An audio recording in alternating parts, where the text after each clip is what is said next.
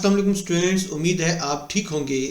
आज हम डिस्कस करेंगे एप्लीकेशन राइटिंग कि एप्लीकेशन राइटिंग होती क्या है और इसका फॉर्मेट क्या है। तो सबसे पहले हम देखते हैं व्हाट इज़ एप्लीकेशन राइटिंग। आप जब राइटिंग में जॉब के लिए अप्लाई करते हैं या फिर कॉलेज के नाम आप कोई रिटन डॉक्यूमेंट देते हैं या प्रपोजल्स ग्रांट करते हैं या कोई अपने बारे में इंफॉर्मेशन वगैरह देते हैं राइटिंग में, तो आम तौर पर इस तरह की राइटिंग को एप्लीकेशन राइटिंग कहा जाता है। आप स्कूल या जो कॉलेज है उसके हेड के नाम जब आप एक रिटन डॉक्यूमेंट देते हैं जिसमें आप लीव के लिए अप्लाई करते हैं तो उसको भी हम एप्लीकेशन कहते हैं। और आपको याद होगा जब हमने फॉर्मल लेटर डिस्कस किया था तो वहाँ मैंने आपको बताया था कि एप्लीकेशन जो है ये भी फॉर्मल लेटर की एक टाइप है, इसलिए इसको लेटर ऑफ एप्लीकेशन भी कहा जाता है। तो ये फॉर्मल लेटर की एक टाइप है जिसको आज हम डिस्कस करने जा रहे हैं। तो यहाँ देखिएगा एप्लीकेशन राइटिंग के मुख्तलिफ पिलर्स मैंने यहाँ दे दिए हैं। सबसे पहले कंटेक्ट इन्फॉर्मेशन, यानी कि आप यहाँ जिसको लिख रहे हैं या अपने हवाले से जो है आप वहाँ इन्फॉर्मेशन देंगे अपना जो एड्रेस है उसके हवाले से, लेकिन आपने अपना एड्रेस कब देना है और सिर्फ रिसीवर एड्रेस कब लिखना है वो हम आगे चलकर देखते हैं। एप्लीकेशन को हम दो हिस्सों में डिवाइड करेंगे। उसके बाद डेट आप लिखेंगे, सैल्यूटेशन होगी, opening paragraph, body of the application, closing paragraph, complimentary close और सिग्नेचर।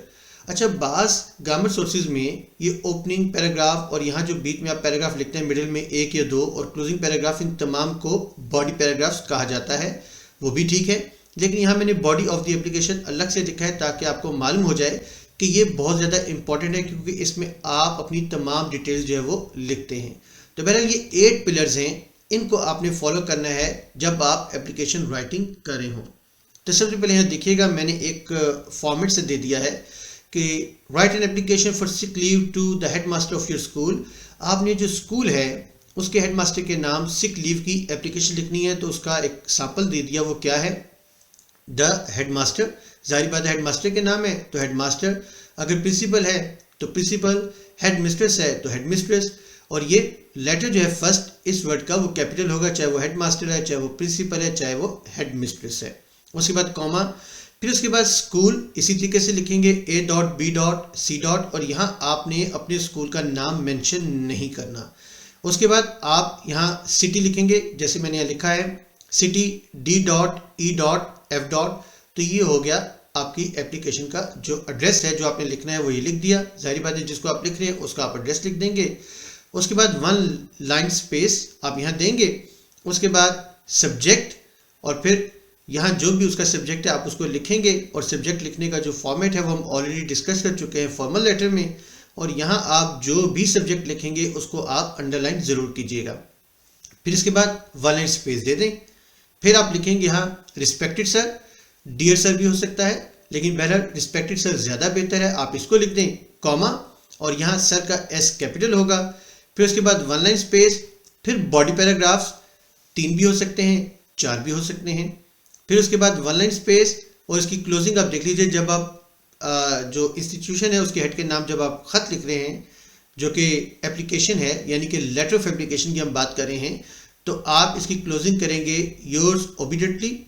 ये देखिएगा O स्मॉल है, यहाँ मिस्टेक आप करते हैं तो O कैपिटल नहीं होगा, स्मॉल कैप।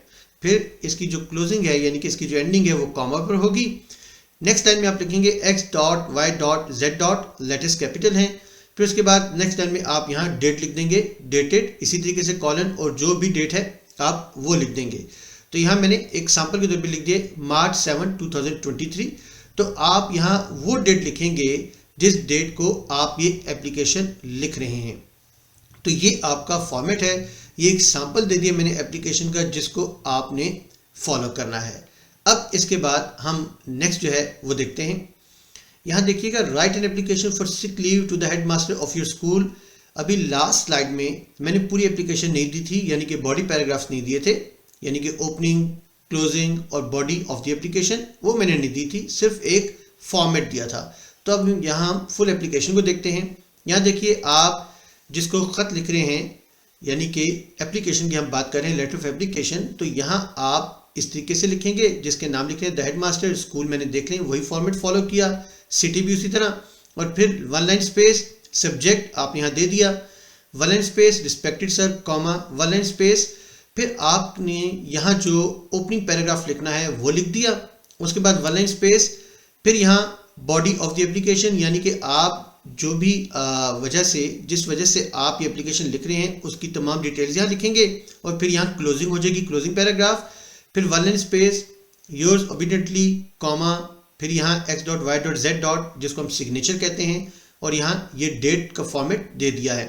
अच्छा, यहाँ एक और चीज़ जो बहुत इंपॉर्टेंट है वो ये है कि बास ग्रामर सोर्सेज में जो डेट है वो यहाँ दी होती है सब्जेक्ट से पहले, यानी कि सिटी के बाद वन लाइन स्पेस और फिर डेट, फिर वन लाइन स्पेस और फिर सब्जेक्ट।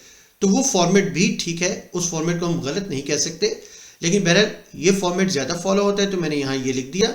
वरना अगर आप फॉर्मेट देखें जहाँ डेट यहाँ मौजूद हो सिटी के बाद तो वो भी एक्सेप्टेबल है, वो फॉर्मेट भी ठीक है।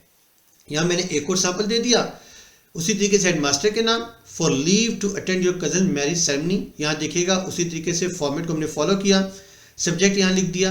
अब यहाँ देखिए सब्जेक्ट अगर आपका एक जो लाइन है उसमें नहीं आ रहा, आपने सेकंड लाइन में लिखना है, तो कोशिश कीजिएगा कि जब आप सेकंड लाइन में आए तो इसको स्टार्ट से आपने शुरू नहीं करना, बल्कि इसको आपने वहीं से लिखना शुरू करना है जहां से आपने अपना ये सब्जेक्ट स्टार्ट किया। देखिए एप्लीकेशन ए, बिल्कुल ए के नीचे से आपने नेक्स्ट लाइन से स्टार्ट करना है, इसको आपने यहाँ बिल्कुल लेफ्ट साइड पर आकर नहीं करना।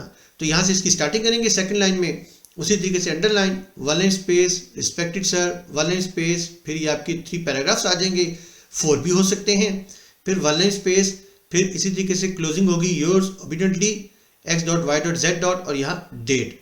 तो यहाँ आप देख लीजिए कि किस फॉर्मेट के जो है हमने उसको फॉलो किया है। जब आप एप्लीकेशन लिख रहे होते हैं to the head of the institution तो आप इस फॉर्मेट को फॉलो करेंगे जो कि मैंने यहाँ दिया है। अब यहाँ हम एक और एप्लीकेशन देखते हैं। यहाँ देखिएगा write an application to the chief executive of an organisation for the post of public relation officer. अब आप चीफ एग्जीक्यूटिव के नाम एप्लीकेशन लिख रहे हैं, तो अब जब आप चीफ एग्जीक्यूटिव के नाम एप्लीकेशन लिखेंगे, अब ये हेड ऑफ द इंस्टीट्यूशन की बात नहीं हम करें स्कूल या कॉलेज की, अब हम उससे बाहर की बात करें हैं।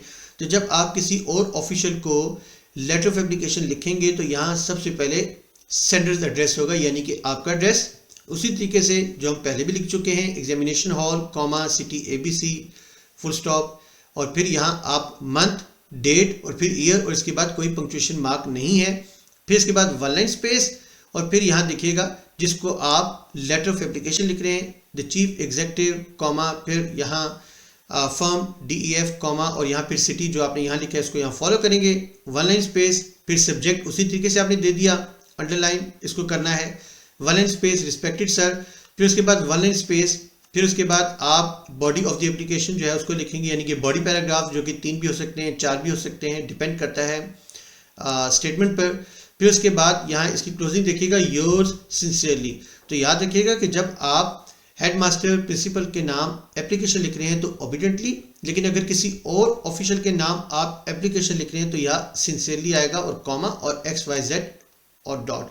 और यहाँ देखिएगा कि यहाँ डेट इस जगह आई है, जबकि हम प्रिंसिपल के नाम जब लिख रहे थे तो डेट हमने एंड पर लिखी थी। तो यहाँ जब आप किसी और ऑफिशियल को एप्लीकेशन लिखेंगे तो फिर आप डेट जो है यहाँ सेंडर एड्रेस के साथ लिखेंगे, लेकिन अगर आप प्रिंसिपल के नाम लिख रहे हैं या हेडमास्टर के नाम लिख रहे हैं तो आप डेट को एंड पर भी लिख सकते हैं, यानी कि बिल्कुल आखिर में यहाँ इस जगह पर जो है XYZ जहाँ हमने लिखा है इसके बाद आप डेट लिख सकते हैं। तो ये हो गया फॉर्मेट इस एप्लीकेशन को जो कि हमने डिस्कस की, जो कि किसी और ऑफिशियल को जो है वो आप लिखते हैं। तो यहाँ मैंने कुछ जो है वो एप्लीकेशंस जो हैं उनकी यहाँ दे दी हैं स्टेटमेंट्स, आप इनको देखिए और कोशिश करें कि आप इनको अटेम्प्ट करें ताकि आपको मालूम हो कि जब आपने प्रिंसिपल के नाम एप्लीकेशन लिखनी है तो उसका क्या फॉर्मेट है। अगर आपने let's suppose manager of a bank है उसके नाम एप्लीकेशन लिखनी है तो उसका क्या फॉर्मेट है। तो 2 फॉर्मेट्स मैंने आपके साथ डिस्कस कर दिए और उन्हीं 2 फॉर्मेट से रिलेटेड जो है यहाँ आपको ये जो एप्लीकेशन है ये मिल जाएंगी। तो बहरहाल कोशिश करें कि इसको खुद से अटेम्प्ट करें और उसके बाद इसके फॉर्मेट को आप टैली करें जो कि फॉर्मेट मैंने शेयर किया है।